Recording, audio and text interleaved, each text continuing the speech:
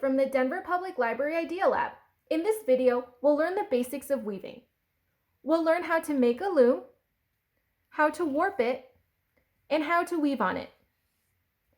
You can weave all sorts of things like coasters, wall hangings, bookmarks, and rugs. Weaving is also a handy skill to learn for mending clothing items like socks and sweaters. Check out our mending video linked below to learn how to use weaving skills to darn a sock. As we go along, feel free to pause the video as needed and follow at your own pace.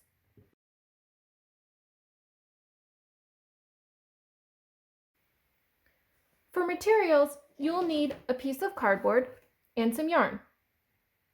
If you don't have cardboard, you can also use a plastic lid or container of some sort, or even just a book. For yarn alternatives, you can try strips of fabric. Maybe you have some scrap fabric lying around, or maybe you can cut up some old clothing. Plastic bags. This is a plastic bag I've cut up into strips. Paper, something like tissue paper, newspaper, magazine paper, works pretty well. And ribbon or anything like that. For tools, we'll need scissors, a marker, a needle. If you don't have a needle, you can try a bobby pin or a hair clip, or even just a piece of cardboard or plastic with a slit cut into it. And finally, a ruler.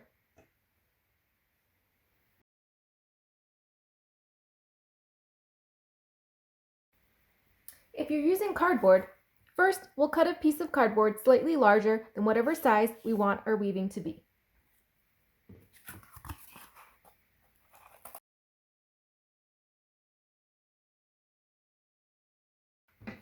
This is our loom. A loom is any device that is used to hold your warp strings. Next, we'll take our ruler and mark out the slits for the warp strings on the top and bottom of the loom. Make sure you have an even number of slits on both ends of the loom. We want these slits to be at least a 1/4 inch apart and 1/2 inch deep.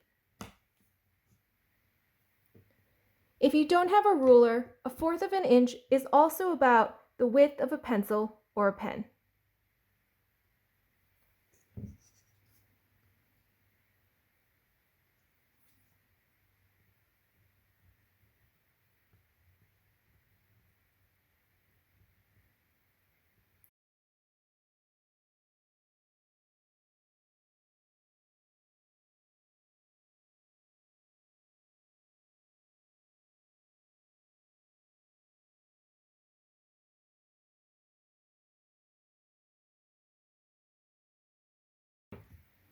Once you've marked all your slits, you'll cut them with your scissors.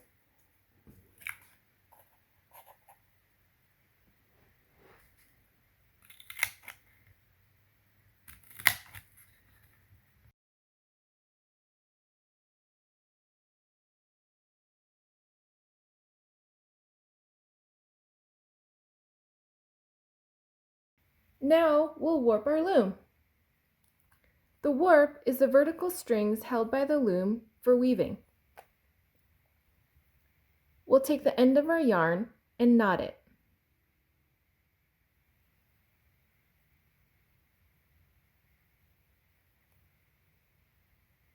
Then we'll slip the yarn through the first slit on the loom, leaving the knot at the back.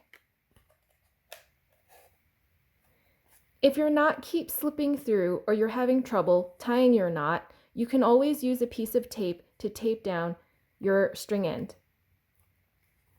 Then we'll take the string and bring it all the way across the front of the loom to the opposite slit. We'll slide it through and bring it back up the back side of the loom all the way to the top again.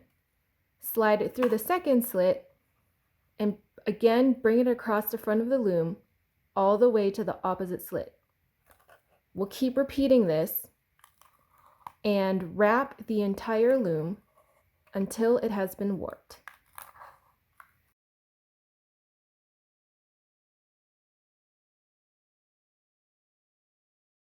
After you've reached the end, you'll trim and knot your string.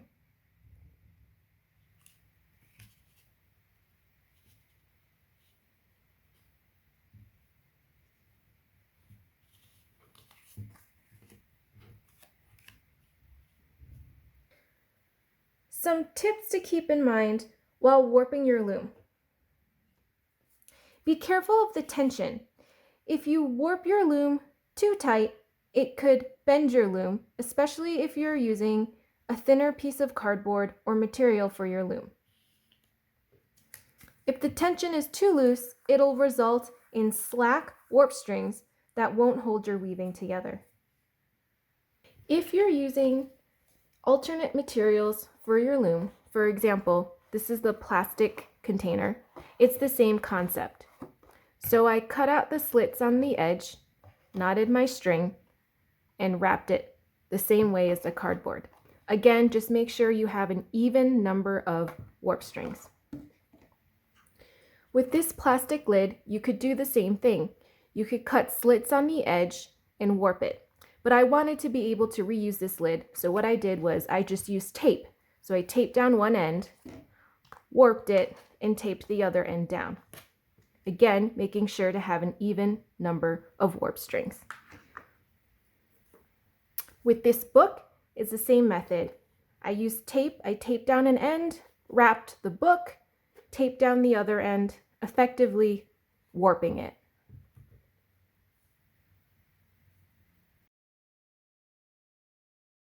Now we can begin weaving. Whatever material you choose to weave with is called your weft. I'll be using some yarn. First, you'll thread your needle, and then starting at the bottom of the loom, you'll alternate under and over your warp threads. Be careful not to pull the weft all the way through on this first row. As you'll weave, you'll take your fingers and push the weft down towards the bottom of your loom to keep your weaving tight. When you start your next row, you want to make sure to alternate over and under the warp strings in the opposite direction as your previous row. So you can see here I ended over the last warp string. So for my next row, I'll start under.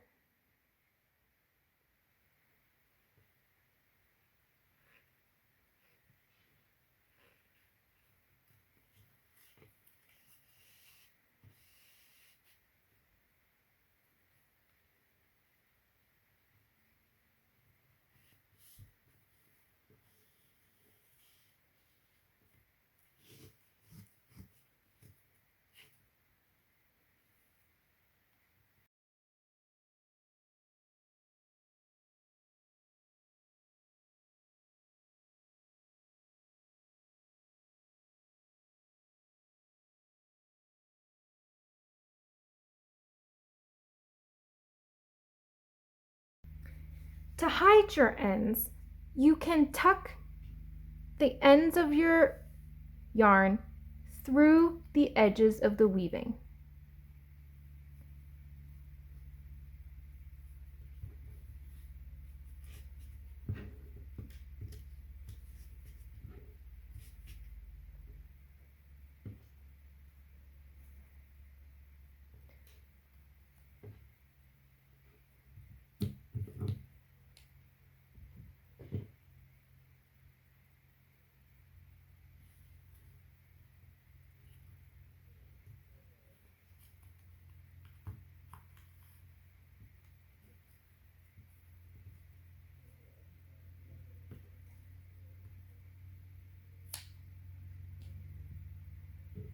When starting a new color,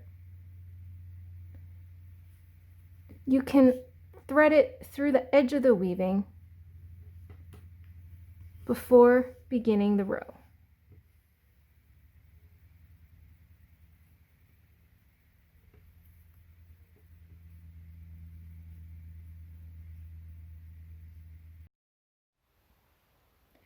Another option is to leave the tails and tuck them all in after you've finished weaving.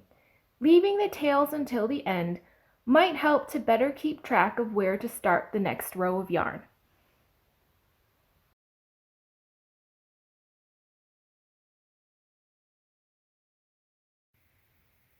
You can also hide the ends by weaving them into the edges as you go.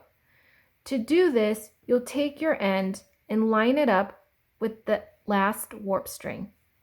And as you weave, make sure to go over both the end and the warp string.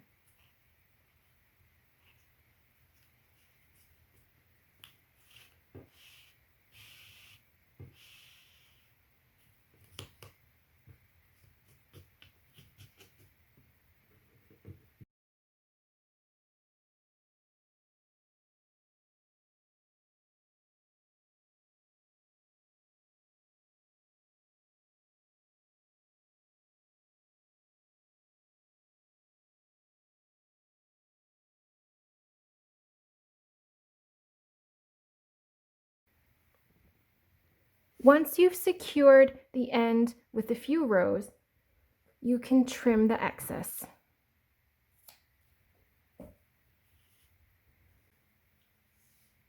The last tip to keep in mind is the tension of the weft as you weave. It's common to pull the weft tighter as you go along, resulting in concave sides. Keeping an eye on the tension and making sure it's even as you go along will prevent the weaving from caving in. When you've finished your weaving, to remove it from the loom, first flip the loom over and cut the warp strings down the center.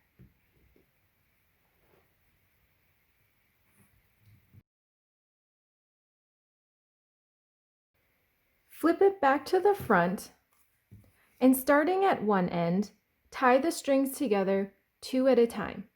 Continue until all the strings have been knotted.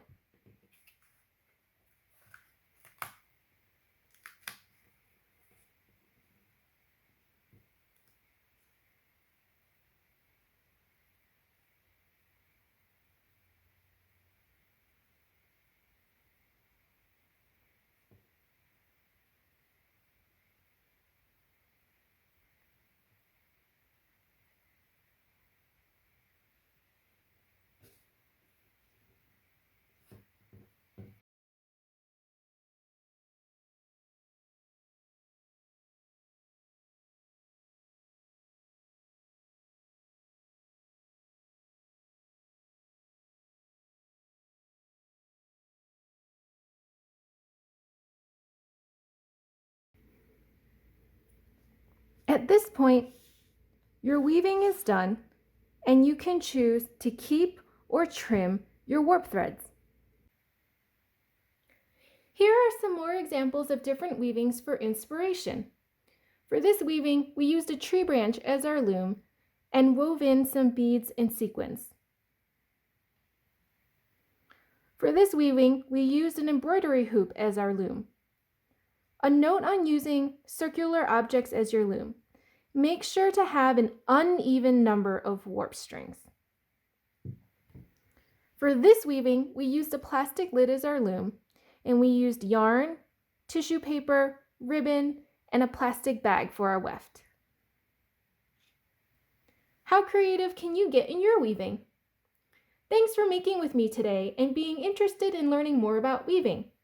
I hope that you take some of these skills and are inspired to create a decorative piece or a practical project, or perhaps even to mend. If you want more ideas for upcycled crafts and weaving, check out the resources listed below, including information about how to join our live discussion about weaving. If you want to show off what you've made, tag us on social media with #ideaLABmakes.